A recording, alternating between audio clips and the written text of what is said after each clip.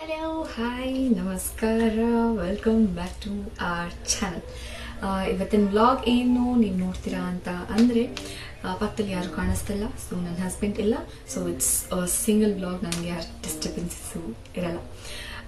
ಈ ವ್ಲಾಗ್ ಏನು ಅಂತಂದರೆ ನನ್ನ ಪ್ರೆಗ್ನೆನ್ಸಿ ಜರ್ನಿ ನಾನು ನಿಮ್ಮ ಜೊತೆಗೆ ಶೇರ್ ಮಾಡ್ಕೊಳಕ್ಕೆ ಅಂತ ನಾನು ಬಂದಿದ್ದೀನಿ. ಕೇಳೋಕ್ಕೆ ನೀವು ನಡೀತೀರಾ ಅಂತೆಲ್ಲ ಹೇಳಲ್ಲ, ಸಿಂಪಲ್ ಆಗಿ ತೊಗೊಂಡೋಗೋಣ. ನನ್ನ ಪ್ರೆಗ್ನೆನ್ಸಿ ಜರ್ನಿ ಬಗ್ಗೆ ಈ ವ್ಲಾಗ್ನಲ್ಲಿ ಡೀಟೇಲ್ ಆಗಿ ನಿಮ್ಮ ಹತ್ರ ಹೇಳೋಕ್ಕೆ ಈ ವ್ಲಾಗ್ನ ನಾನು ತೆಗಿತಾ ಇದ್ದೀನಿ. ಸೊ ನನ್ನ pregnancy journey how it was, ಹೇಗೋಯ್ತು ಅಂತೆಲ್ಲ ನಿಮ್ಮ ಜೊತೆಗೆ ಶೇರ್ ಮಾಡ್ಕೊಳ್ತೀನಿ. Because many new moms new pregnant ಲೇಡೀಸ್ಗೆ ಹೆಲ್ಪ್ಫುಲ್ ಆಗಿರಬಹುದು. ಹೇಗೆ ಒಬ್ಬೊಬ್ಬರ ಪ್ರೆಗ್ನೆನ್ಸಿ ಜರ್ನಿನೂ ಡಿಫರ್ ಆಗುತ್ತೆ ಅಂತ ಯು ಕ್ಯಾನ್ ನನ್ನ ವ್ಲಾಗ್ಸ್ನ ನೋಡಿ ತಿಳ್ಕೊಬೋದು. ಸೊ ಫಸ್ಟ್ ಹೇಗೆ ಯಾವುದರಿಂದ ಸ್ಟಾರ್ಟ್ ಮಾಡೋಣ? ಓಕೆ, ಹೇಗೆ ನಾನು ಪ್ರೆಗ್ನೆಂಟು ಅಂತ ನಂಗೆ ಗೊತ್ತಾಯಿತು, ಅದನ್ನು ನಾನು ಸ್ಟಾರ್ಟ್ ಮಾಡ್ತೀನಿ. ಫಸ್ಟ್ ನನ್ನ ಮೆನ್ಸ್ಟ್ರಲ್ ಸೈಕಲ್ 30 ಡೇಸ್ ನನ್ನ ಮೆನ್ಸ್ಟ್ರಲ್ ಸೈಕಲ್. ನನ್ನ ಮೆನ್ಸ್ಟ್ರೇಷನ್ ಬಂದಿರಲಿಲ್ಲ, ದಟ್ ಮೀನ್ಸ್ ನನ್ನ ಪೀರಿಯಡ್ಸ್ ಏನೂ ಬಂದಿರಲಿಲ್ಲ. ಅದರಿಂದ ಫಸ್ಟ್ ತಿಂಗು.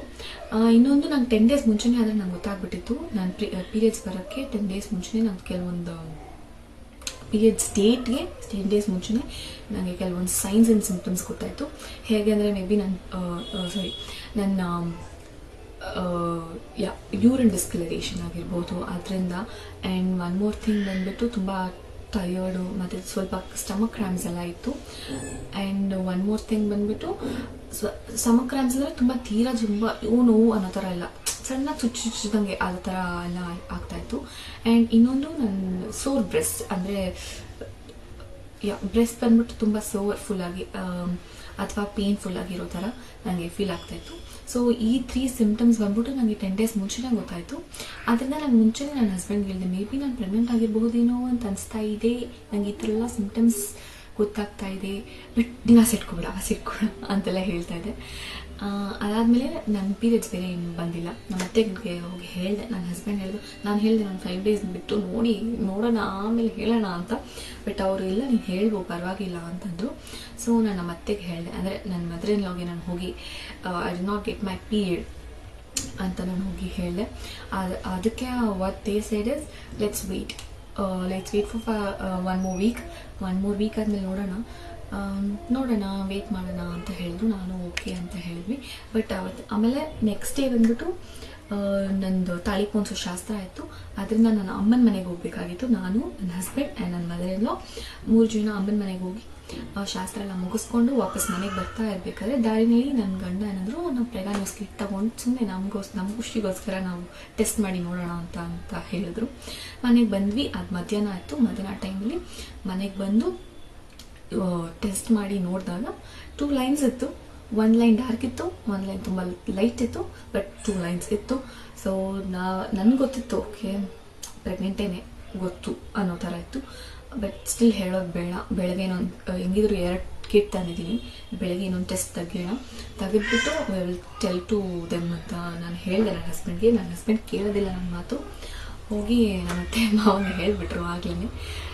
ಬಟ್ ನಾನು ಇಲ್ಲ, ಬೆಳಗ್ಗೆ ನೋಡೋಣ, ಇವಾಗಲೇ ಎಲ್ಲ ಎಕ್ಸೈಟ್ ಆಗಬೇಡಿ ಅನ್ನೋ ಥರ ಆಯಿತು. ಸರಿ, ಅವರು ಓಕೆ ಫೈನ್, ಇನ್ನೊಂದ್ಸರಿ ನಾಳೆ ಬೆಳಗ್ಗೆ ಟೆಸ್ಟ್ ಮಾಡಿ ನೋಡಿಬಿಟ್ಟು ಹಾಸ್ಪಿಟಲ್ಗೆ ಹೋಗಿ ಟೆಸ್ಟ್ ಮಾಡೋಣ ಅಂತ ಹೇಳಿದ್ರು. ಓಕೆ, ಬೆಳಗ್ಗೆನೂ ಟೆಸ್ಟ್ ಮಾಡಿದಾಯಿತು. ಮತ್ತೆ 2 ಲೈನ್ ಬಂದಾಯಿತು. ಹಾಸ್ಪಿಟಲ್ಗೆ ಹೋಗಿ ಮತ್ತೆ ಅಲ್ಲೂ UPT ಟೆಸ್ಟೇ ಮಾಡಿದ್ರು. UPT ಟೆಸ್ಟ್ ಮಾಡಿ ಮತ್ತೆ ಡಾಕ್ಟರ್ ಹತ್ರ ನನ್ನ ರೆಕಮೆಂಡ್ ಮಾಡಿದ್ರು. ಗೈನಕಾಲಜಿಸ್ಟ್ ಹತ್ರ ರೆಕಮೆಂಡ್ ಮಾಡಿದ್ರು. ಗೈನಕಾಲಜಿಸ್ಟ್ ಹತ್ರ ರೆಕಮೆಂಡ್ ಮಾಡಿದ ಮೇಲೆ ಗೈನಕಾಲಜಿಸ್ಟ್ ನನಗೆ ಸ್ಕ್ಯಾನ್ ಮಾಡಬೇಕು ಅಂತ ಹೇಳಿದ್ರು. ಸೊ ಸ್ಕ್ಯಾನಿಂಗ್ ಕರ್ಕೊಂಡೋದ್ರು. ಬಟ್ ಸ್ಕ್ಯಾನಿಂಗಲ್ಲಿ it was too early to detect the pregnancy. ಅದರಿಂದಾಗಿ ಸ್ಕ್ಯಾನಿಂಗಲ್ಲಿ ಕಾಣಿಸ್ಲಿಲ್ಲ. ಓಕೆ, ನೀವು ಬ್ಲಡ್ ಟೆಸ್ಟ್ ಮಾಡಿಬಿಡಿ, ಮೇ ಬಿ ಅದರಲ್ಲಿ ಗೊತ್ತಾಗುತ್ತೆ. ಇದರಲ್ಲಿ ಇನ್ನೂ ತುಂಬ ಅರ್ಲಿ ಅನಿಸುತ್ತೆ, ಈಗ ತಾನೇ ನಿಮ್ಮ ಪೀರಿಯಡ್ಸ್ ಮಿಸ್ ಆಗಿದೆ. ಪೀರಿಯಡ್ಸ್ ಮಿಸ್ ಆಗಿ 1 ವೀಕ್ ಕೂಡ ಆಗಿಲ್ಲ, 1 ಡೇ ಆಗಿದೆ ಅಷ್ಟೇ ಅಂತ ಹೇಳಿ ಬ್ಲಡ್ ಟೆಸ್ಟ್ ಕಳಿಸಿದ್ರು. ಬ್ಲಡ್ ಟೆಸ್ಟ್ನಲ್ಲಿ ಪಾಸಿಟಿವ್ ಅಂತ ಬಂತು. ಆ್ಯಂಡ್ ಕನ್ಫರ್ಮ್ ಆಯಿತು, ಓಕೆ ಐ ಆಮ್ ಪ್ರೆಗ್ನೆಂಟ್ ಅಂತ ಕನ್ಫರ್ಮ್ ಆಯಿತು. ಇನ್ನೊಂದು 2 ವೀಕ್ಸ್ ಬಿಟ್ಕೊಂಡು ಮತ್ತೆ ಬನ್ನಿ ವಾಪಸ್ ಇನ್ನೊಂದು ಸ್ಕ್ಯಾನ್ಗೆ ಅಂತಂದು. ಆ ಸ್ಕ್ಯಾನ್ನಲ್ಲಿ ನನಗೆ ನನ್ನ ಪಾಪುವಿನ ಹಾರ್ಟ್ ಬೀಟ್ ಕೇಳಿಸಿದ್ರು. It was a nice feeling for me. ಚೆನ್ನಾಗಿತ್ತು ಕೇಳಿಸ್ಕೊಳ್ಳೋಕ್ಕೆ. ಟಿಪ್ ಟಿಪ್ ಟಿಪ್ ಟಿಪ್ ಟಿಪ್ ಟಿಪ್ ಟಿಪ್ ಟಿಪ್ ಟಿಪ್ ಅಂತ ಇತ್ತು ಸೌಂಡು. It was nice. ಆ್ಯಂಡ್ ಈ ಥರ ನನ್ನ pregnancy okay I am pregnant ಅಂತ ನಾವು ವಿಚಾರ ಗೊತ್ತಾಯಿತು. ಕೆಲವೊಬ್ರಿಗೆಲ್ಲ ಹೇಳಿದ್ವಿ. Everyone felt happy and but still ನನ್ನ ಈ ಬ್ಯಾಕ್ಗ್ರೌಂಡ್ನಲ್ಲಿ ನನ್ನ ಕಾಲೇಜ್ ಲೈಫ್ ಹೋಗ್ತಾ ಇತ್ತು. ಆ್ಯಂಡ್ ಅದಾದಮೇಲೆ ಫಸ್ಟ್ ಟ್ರಿಮೆಸ್ಟರ್ ಹೇಗಿತ್ತು, 3 ಟ್ರಿಮೆಸ್ಟರ್ ಆಗಿ ನಾನು ಪ್ರೆಗ್ನೆನ್ಸಿನ ಡಿವೈಡ್ ಮಾಡಿದ್ರೆ, ಫಸ್ಟ್ ಟ್ರಿಮೆಸ್ಟರ್ನಲ್ಲಿ ನನ್ನ ಫಸ್ಟ್ ಮಂತ್ ಏನೂ ಸಿಮ್ಟಮ್ಸ್ ಇರಲಿಲ್ಲ. ಬರೀ ಸೋರ್ ಬ್ರೆಸ್ಟ್ ನನಗಿತ್ತು, ಸ್ವಲ್ಪ ನೋವಾಗೋ ಥರ ಆ ಥರ ಎಲ್ಲ ಫೀಲ್ ಆಗ್ತು. ಭಯ ಆಗಿಬಿಟ್ಟಿತ್ತು ಬರೀ ನನಗೆ ಸರಿ ಹೋಗುತ್ತಾ ಇಲ್ವಾ ಅಂತ. ಬಟ್ ಆಮೇಲೆ ಸರಿ ಹೋಯಿತು. ಆಫ್ಟರ್ ಮಂತ್ ಸರಿ ಹೋಯಿತು. HCG ಅವೆಲ್ಲ ಕಡಿಮೆ ಆಗುತ್ತಲ್ಲ, ಆಗ ಸ್ವಲ್ಪ ಓಕೆ ನನಗೆ ಆ ಸಿಮ್ಟಮ್ಸ್ ಎಲ್ಲ ಕಡಿಮೆ ಆಯಿತು. But vomiting sensation first month ಆಗ್ತಿದ್ದಂಗೆ, ಸೆಕೆಂಡ್ ಮಂತ್ ಕಾಲು ಇಡ್ತಿದ್ದಂಗೆ ನನಗೆ ವಾಮಿಟಿಂಗ್, ಸಿಕ್ಕಾಪಟ್ಟೆ ನಾಸಿಯಸ್, ಸಿಕ್ಕಾಪಟ್ಟೆ ವಾಮಿಟಿಂಗು, ಸಿಕ್ಕಾಪಟ್ಟೆ ಟೈರ್ಡ್ನೆಸ್, ಸಿಕ್ಕಾಪಟ್ಟೆ ನಿದ್ದೆ ಎಲ್ಲ ಆಯಿತು. ತುಂಬ ವಾಮಿಟಿಂಗ್, ಏನು ತಿಂದರೂ ಆಗ್ತಿರಲಿಲ್ಲ. ಫುಡ್ ಅವಿಷನ್ಸು ಇದೆಲ್ಲ ಇರ್ತಾಯಿತ್ತು ನನಗೆ. ಆಲ್ಮೋಸ್ಟ್ 5 ಮಂತ್ಸ್ ಕಂಪ್ಲೀಟ್ ಆಗೋ ತನಕನೂ ನನಗೆ ತುಂಬ ವಾಮಿಟಿಂಗ್ ಇತ್ತು. ಅದಾದಮೇಲೆ 1 ನಿಮಿಷ ಕರೆಕ್ಟಾಗಿ ಬರ್ತಾ ಇದೆಯಾ? ಕರೆಕ್ಟಾಗಿ ಕೂತಿದ್ದೀನ ನೋಡು. ಅದಾದಮೇಲೆ ನನ್ನ ಸೆಕೆಂಡ್ ಟ್ರಿಮೆಸ್ಟರ್ನಲ್ಲೇ ನನ್ನ ವಾಮಿಟಿಂಗ್ ಸ್ವಲ್ಪ ಕಡಿಮೆ ಆಯಿತು. ಸೆಕೆಂಡ್ ಟ್ರಿಮೆಸ್ಟರ್ನಲ್ಲಿ ವಾಮಿಟಿಂಗ್ ಕಡಿಮೆ ಆದಮೇಲೆ ಅದು 5 to 7-8 ಮಂತ್ಸ್ವರೆಗೂ ನನಗೆ ದಟ್ ವಾಸ್ ಪೀಸ್ಫುಲ್ ಟೈಮ್. ಆ ಟೈಮಲ್ಲಿ ನನಗೆ ವಾಮಿಟಿಂಗು ಇರಲಿಲ್ಲ, ಈ ಕಡೆ ತುಂಬ ದೊಡ್ಡ ಬಂಪು ಇರಲಿಲ್ಲ, ನಾರ್ಮಲಾಗಿ ಎಲ್ಲ ಆಯಿತು. ಚೆನ್ನಾಗಿ ನಿದ್ದೆ ಮಾಡ್ತಾಯಿದ್ದೆ, ಆರಾಮಾಗಿ ಎಲ್ಲ ತಿಂತಾಯಿದ್ದೆ. ಈ ಥರ ಎಲ್ಲ ಹೋಯಿತು ಸೆಕೆಂಡ್ ಟ್ರಿಮೆಸ್ಟರ್ ನಾರ್ಮಲಾಗಿ regular checkups, regular scans, anomaly scan, ಅದು ಇದು ಎಲ್ಲ ಸ್ಕ್ಯಾನ್ ಒಂದು 4-5 ಸ್ಕ್ಯಾನ್ ಮಾಡಿಬಿಟ್ಟಿದ್ದೀನಿ ನಾನು ಇಡೀ ಪ್ರೆಗ್ನೆನ್ಸಿ ಇದರಲ್ಲಿ. ಸೊ ಎಲ್ಲ ಸ್ಕ್ಯಾನು ನಾರ್ಮಲ್ ಆಗಿತ್ತು. ಆ್ಯಂಡ್ ಥರ್ಡ್ ಟ್ರಿಮೆಸ್ಟರ್ ಹೇಗಿತ್ತು ಅಂತಂದರೆ ಬಂಪ್ ಬಂದ್ಬಿಟ್ಟಿತ್ತು ದೊಡ್ಡದಾಗಿ. ಮಗು ಬೆಳೀತಾ ಇರ್ತಾಳಲ್ವಾ. ನಾನು ಹೇಳೋದು ಮಾಡ್ತಾಯಿದ್ದೆ, ನಾನು ಸೆಕೆಂಡ್ ಟ್ರಿಮೆಸ್ಟರ್ನಲ್ಲಿ ನನಗೆ ಬೇಬಿ ಮೂಮೆಂಟ್ಸ್ ಕಾಣಿಸೋಕ್ಕೆ ಗೊತ್ತಾಗಕ್ಕೆ ಸ್ಟಾರ್ಟ್ ಆಯಿತು. ಸ್ಮಾಲ್ ಬಟರ್ಫ್ಲೈ ಮೂಮೆಂಟ್ಸ್ ಎಲ್ಲ ನನಗೆ ನಂಗೆ ಸ್ಟಾರ್ಟ್ ಆಗಿದೆ. ಹಾಗೆ 4th ಮಂತ್ನಲ್ಲೇ ನಂಗೆ ಗೊತ್ತಾಯಿತು ಬೇಬಿ ಮೂಮೆಂಟ್ಸ್ ಎಲ್ಲ ಸ್ಟಾರ್ಟ್ ಆಯಿತು. ಆ್ಯಂಡ್ ಹೋಗ್ತಾ strong punches in my last trimester, strong punches, rolling over, turning over, boxing inside, dancing inside, everything was happening inside my tummy. ನನ್ನ ಮಗಳು ಅದೆಲ್ಲ ಮಾಡ್ತಾ ಇದ್ಲು. ಹೀಗೆ ನನ್ನ ಥರ್ಡ್ ಟ್ರಿಮೆಸ್ಟರ್ನಲ್ಲಿ. ಆ್ಯಂಡ್ ಕ್ರೇವಿಂಗ್ಸ್ ಬಗ್ಗೆ ಹೇಳಬೇಕು ಅಂತಂದರೆ ಸಿಕ್ಕಾಪಟ್ಟೆ ಕ್ರೇವಿಂಗ್ಸ್. ನಾನು ಹೆಂಗೆ ಫಸ್ಟ್ ಟ್ರಿಮೆಸ್ಟರ್ನಲ್ಲಿ ಏನು ತಿಂದಿರೋದ್ನೋ ಅದಕ್ಕೆ ಆಪೋಸಿಟಾಗಿ ನಾನು ಥರ್ಡ್ ಟ್ರಿಮೆಸ್ಟರ್ನಲ್ಲಿದೆ. ಅಂದರೆ ನನಗೆ ಅದು ತಿನ್ನಬೇಕು, ಇದು ತಿನ್ನಬೇಕು, ನನಗೆ ತುಂಬ ಜಂಕ್ಸ್ ಮೇಲೇ ಆಸೆ. ಫ್ರೂಟ್ಸ್ ಎಲ್ಲ ನಂಗೆ ತಿನ್ನೋಕ್ಕೆ ಆಗ್ತಾ ಇರಲಿಲ್ಲ. Pizza, burger, chicken, all these things were my favourite.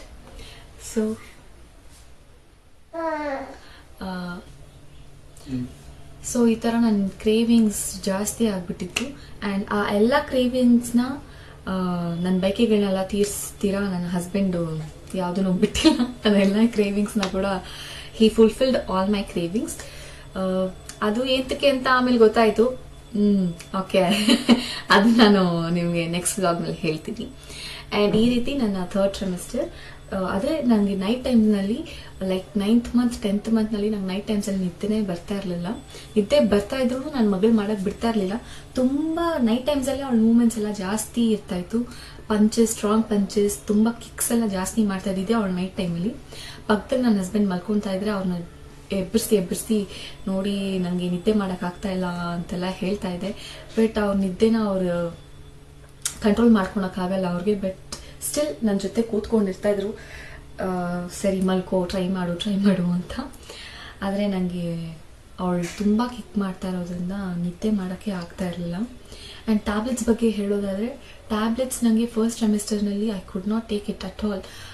But still ತಗೊಳ್ಳೇಬೇಕು ಅನ್ನೋ ಕಂಪಲ್ಷನ್ ಇದ್ದಿದ್ದರಿಂದ ನಾನು ತಗೊಳ್ಳೇಬೇಕಾಯಿತು. ತುಂಬ ವಾಮಿಟಿಂಗ್ ಇದ್ದಿದ್ದರಿಂದ ಕಷ್ಟ ಆಗ್ತಾಯಿತ್ತು ಸ್ಟಾರ್ಟಿಂಗ್ ಟ್ಯಾಬ್ಲೆಟ್ಸ್ ತಗೊಳ್ಳೋಕ್ಕೆ. ಐರನ್ ಟ್ಯಾಬ್ಲೆಟ್ ಅಂತೂ ಸಿಕ್ಕಾಪಟ್ಟೆ ಕಷ್ಟ ಆಗ್ತಾಯಿತ್ತು. ವಾಮಿಟ್ ಬಂತು ಅಂತಂದರೆ ಐರನ್ ಟ್ಯಾಬ್ಲೆಟಿಂದ ನನ್ನ ಇಡೀ ಮೌತ್ ಬಂದ್ಬಿಟ್ಟು ಬ್ಲ್ಯಾಕಿಶ್ ಆಗಿಬಿಡ್ತಾಯಿತ್ತು. ಅದು tablet in stories. And coming to delivery, ಅದ್ರ ಬಗ್ಗೆ ಎಲ್ಲ ನಾನು ನಿಮಗೆ ಡೆಲಿವರಿ ವ್ಲಾಗ್ನಲ್ಲಿ ಹೇಳ್ತೀನಿ. ಬಟ್ ನನಗೆ 10th ಮಂತ್ ಕಂಪ್ಲೀಟ್ ಆದರೂ ಸಹ ನನ್ನ ಮಗಳು ಆಚೆಗಡೆ ಬರೋ ಯಾವುದೇ ರೀತಿಯಾದಂತಹ ಸೈನ್ಸ್ ಅಥವಾ ಸಿಂಟಮ್ಸ್ ನನಗೆ ಕೊಟ್ಟೇ ಇಲ್ಲ. ನನಗೆ ಪೇನ್ ಅನ್ನೋದೇ ಬಂದಿರಲಿಲ್ಲ. ಅದು ಎಂತಕ್ಕೆ ಅಂತ ಗೊತ್ತಿಲ್ಲ. ಮೇ ಬಿ ನಾನು ಎಕ್ಸಸೈಸಸ್ ಜಾಸ್ತಿ ಮಾಡಿಲ್ಲ ಅಂತನಾ, ಬಟ್ ನಾನು 8th 9th ಮಂತ್ನಲ್ಲಿ ಎಕ್ಸಸೈಸಸ್ ಮಾಡೋಕ್ಕೆ ಸ್ಟಾರ್ಟ್ ಮಾಡಿದೆ. ಡಾಕ್ಟರ್ ನಂಗೆ ಹೇಳಿಲ್ಲ ಎಕ್ಸಸೈಸ್ ಮಾಡು ಅಂತ, ಬಟ್ ಸ್ಟಿಲ್ ನಾನು ಎಕ್ಸಸೈಸಸ್ ಮಾಡೋಕ್ಕೆ ಸ್ಟಾರ್ಟ್ ಮಾಡಿದೆ. ಸ್ಟಾರ್ಟಿಂಗಿಂದನೂ ರೆಸ್ಟ್ ತಗೊಳ್ಳಿ ಅಂತ ಹೇಳಿ ಆ ಕಾರಣದಿಂದ ನಾನು ಎಕ್ಸಸೈಸಸ್ ಜಾಸ್ತಿ ಮಾಡ್ತಾ ಇರಲಿಲ್ಲ. ಬಿಕಾಸ್ ನನಗೆ ಶಾರ್ಟ್ ಸರ್ವಿಕ್ಸ್ ಕಂಡೀಷನ್ ಇತ್ತು, ಅದರಿಂದ I could not do much exercises. But at the last ನಾನು ತುಂಬ ಮಾಡ್ತಾ ಇದ್ದೆ, ಬಟ್ ಸ್ಟಿಲ್ ಅವಳು ಹಂಗೆ ಕೂಡ ಜರುಗಿರಲಿಲ್ಲ.